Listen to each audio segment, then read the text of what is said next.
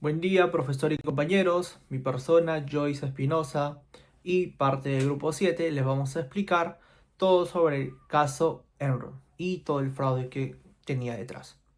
Una breve introducción antes de todo. Enron es una empresa del sector energético, fue una empresa del sector energético que tuvo muchas cargas financieras, deudas, que dañó bastante al mercado de Estados Unidos, porque también fue parte del mercado financiero, de trading de divisas en la bolsa americana. Eh, Usó en un momento entidades separadas independientes, que hoy como se le conoce como BIE, para lo cual aligerar un poco la carga en sus estados financieros, de modo que parezca una empresa más formal y correcta y no toda la realidad que tenían detrás. Aquí en adelante le vamos a explicar partes por partes sobre este caso. Bien, ahora hablaremos un poco del contexto de Enron. Enron fue una empresa energética que se fundó en el año 1985 y no fue hasta aproximadamente 2001 donde se destapó todo el fraude financiero que llevaba detrás. La empresa en un inicio ofrecía servicios energéticos, productos energéticos, pero después pasó a ser una intermediación financiera, a ofrecer contratos en todo este sector. Tal así que necesitaba valerse bastante de su propia imagen para poder tener buenos resultados. La empresa tenía que tener una muy buena postura, si no los precios de sus acciones caían y esto les dañaba muy fuerte a la contabilidad. Así que aquí destaco unos puntos claves, que era es que tenía que representarse como una empresa innovadora, futurista. Los dirigentes, ¿no?, tenían que tener una muy buena imagen. Parte de ellos, uno de ellos que destacó es Jeffrey, quien era el que se encargaba de toda la intermediación en el mercado de bolsa de valores de Estados Unidos.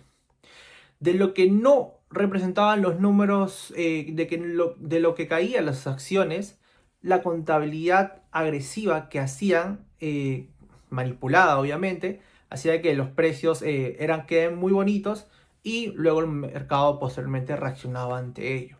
Había demasiada presión interna a quienes tenían mayores rendimientos en todo este tema de contratos y más adelante, ya para el 2011, se destapó todo el fraude que tenía esto. La SEC pudo investigar más a fondo y demostrar que Enron fue un total fraude. Pasemos al punto número 3 para analizar qué es una variable B o entidad de interés variable. Como ven en la pantalla, lo primero que debemos hacer es un cambio de paradigma. Tradicionalmente, la contabilidad asumía que el control de una empresa dependía de tener la mayoría de votos o el 51% de las acciones. La BIE rompe esto bajo una premisa clave. La sustancia económica está por encima de la forma legal. Bueno, el concepto de la NIFIES, ¿cómo se define entonces? Una vía es una entidad donde el control real lo tienen quien asumen los riesgos, reciben los beneficios y tiene el poder económico, sin importar si es dueño de las acciones. Esto va a conectar directamente con el marco normativo actual de la NIFIES y esta evalúa el control real mediante tres elementos que se presentan en la diapositiva: poder sobre la participada, exposición a sus rendimientos variables y la vinculación, que es la capacidad de usar este poder para alterar dichos rendimientos. Bueno, propósito legítimo. Ahora es vital entender que estas estructuras tienen propósitos legítimos y legales en el mundo corporativo. Primero, permiten financiar proyectos específicos de gran envergadura de forma independiente. Segundo, sirven para aislar riesgos, evitando que si un proyecto fracase, arrastre a la empresa matriz. Y tercero, facilitan operaciones financieras complejas e inversiones separadas. Bueno, en conclusión, como idea clave de esta primera parte, la BIE no nació para el fraude, nació como una herramienta para entender que el control financiero real va más allá de un papel o de un porcentaje legal. ¿Cómo utilizó Enron estas entidades? Sabiendo que estas entidades existen y son legales, pasemos a este punto. ¿Cómo las utilizó Enron? Aquí está donde la herramienta se desvirtúa. Enron creó una red masiva de estas entidades conocidas como SP o SPV bajo la fachada de supuestas independencia, pero que en realidad estaban totalmente controladas y garantizadas por la matriz.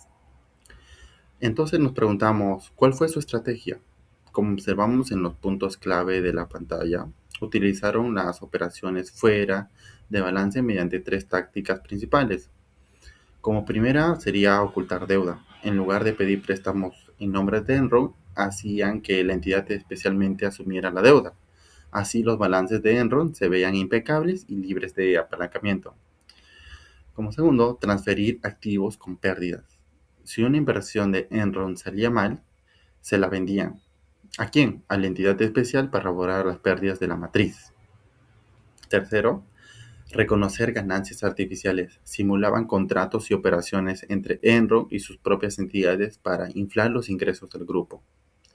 ¿Y cuál fue el efecto financiero? Y bueno, en conclusión, el efecto de esto fue catastrófico, pero efectivo a corto plazo porque lograron mantener artificialmente excelentes indicadores financieros, engañando a los auditores y al mercado y a los inversionistas sobre el riesgo real de la empresa. Y bueno, en conclusión para esta sesión, nos queda la gran lección ética y contable de este caso, que se reflejaba al cierre de esta diapositiva. El problema de Enron no fue crear entidades especiales, sino usarlas deliberadamente para ocultar la verdad, la situación financiera de la empresa. A continuación veremos cuál es el problema de no consolidarse. Pero primero debemos saber qué significa consolidar. Consolidar significa presentar los estados financieros de una empresa con sus entidades controladas como si fuesen una sola unidad económica, es decir, todos los activos, pasivos, ingresos, gastos, resultados y riesgos relevantes de toda la empresa y el grupo deben estar unificados. La consolidación busca que los usuarios de los estados financieros vean la realidad económica del grupo completo. Enron no consolidó varias entidades especiales y al no consolidar las deudas, pérdidas, estas no aparecían en los estados financieros principales, lo cual generaba una falsa imagen de la empresa, porque presentaban un balance que parecía más fuerte, una deuda menor a la real, una rentabilidad que parecía mayor, no se veía reflejada las pérdidas reales de las subsidiarias. El patrimonio parecía sólido y el riesgo financiero parecía incluso ser más bajo. Algunas empresas debieron haberse consolidado porque no eran realmente independientes de Enron. Muchas dependían de ellas, por lo tanto tenían vínculos también con sus ejecutivos. Entonces, no solamente era que Enron tenga el 50% de las acciones, sino también cuánto controlaban a través de personal clave. Ejemplo de ello tenemos a Joint Energy Development Limited Partnership, más conocido como JEDI. Uno de los casos más importantes fue JEDI, ya que tuvo una inversión conjunta entre Enron y CalPERS.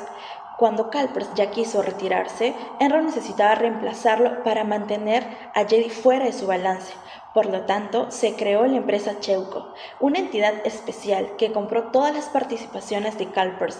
La SEC explicó que Fastoy y estas otras Enron formaron Chepco para comprar una participación de CalPERS en JEDI, permitiendo así que Enron siguiera tratando a JEDI como una entidad fuera del balance.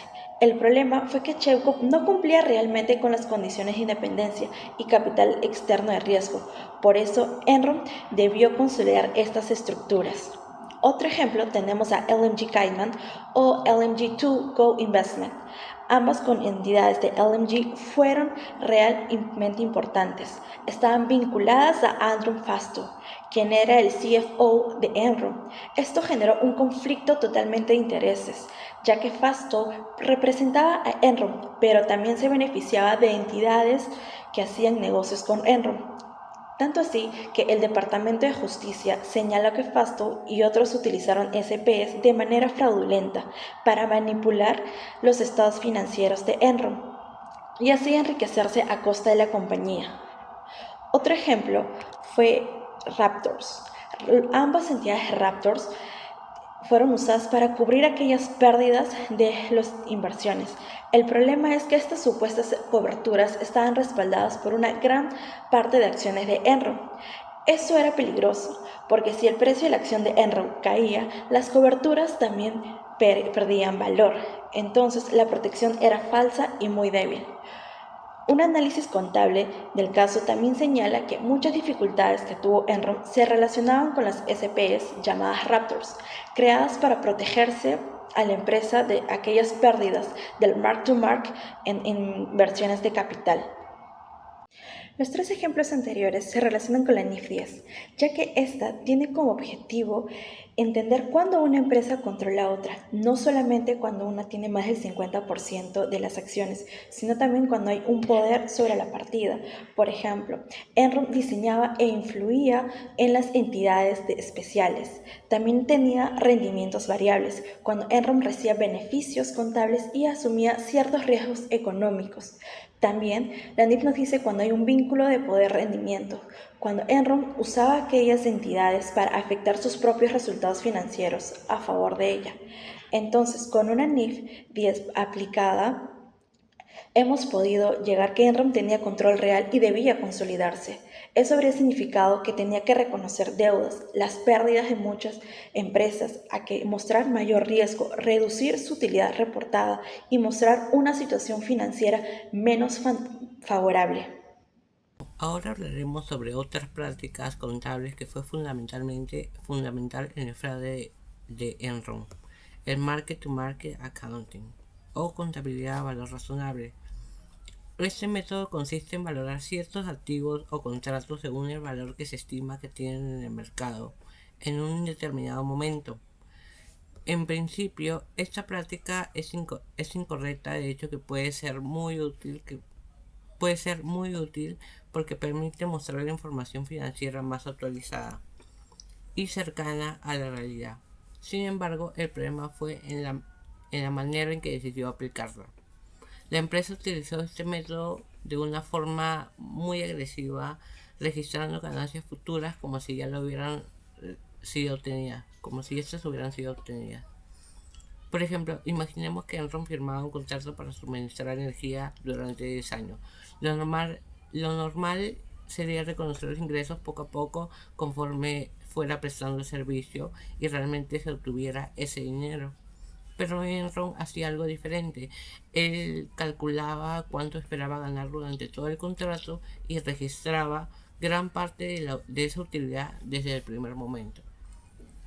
Esto significaba que las ganancias que aparecían en los estados financieros no correspondían necesariamente al dinero de la empresa que se había recibido, sino a proyecciones que podían cambiar con el tiempo.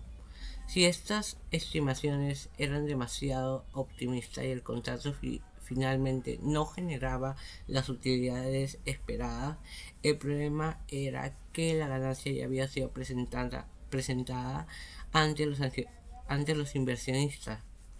Es decir, los estados financieros mostraban una empresa mucho más rentable de lo que realmente era. Además, esta práctica estaba relacionada con las entidades de propósito especial que vimos anteriormente. Mientras el market-to-market servía para aumentar artificialmente las utilidades, las SP o las BE ayudaban a ocultar deudas y pérdidas fuera del balance.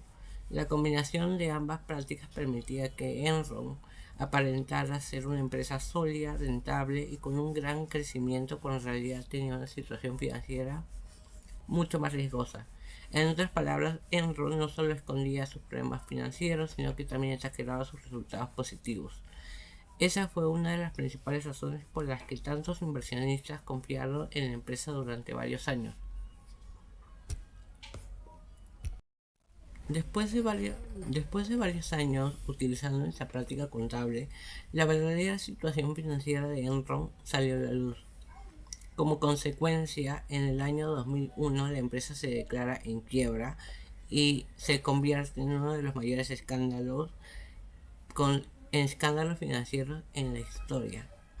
Las consecuencias fueron muy graves, miles de trabajadores perdieron sus empleos y los ahorros que tenían invertidos en acciones de la empresa. Además, los inversionistas sufrieron pérdidas millonarias y la firma auditora Arthur Andersen perdió su prestigio debido a su falta de independencia. y a no detectar oportunamente estas irregularidades. Este caso también generó importantes cambios en la regulación contable y en la auditoría, fortaleciendo los controles internos y la transparencia de la información financiera. Desde el punto de vista de la NIF 10, la principal enseñanza es que una empresa no debe analizar únicamente la propiedad legal de una entidad, sino también quién tiene realmente el control, quién asume los riesgos y quién obtiene los beneficios. Si existe este control, la entidad debe consolidarse.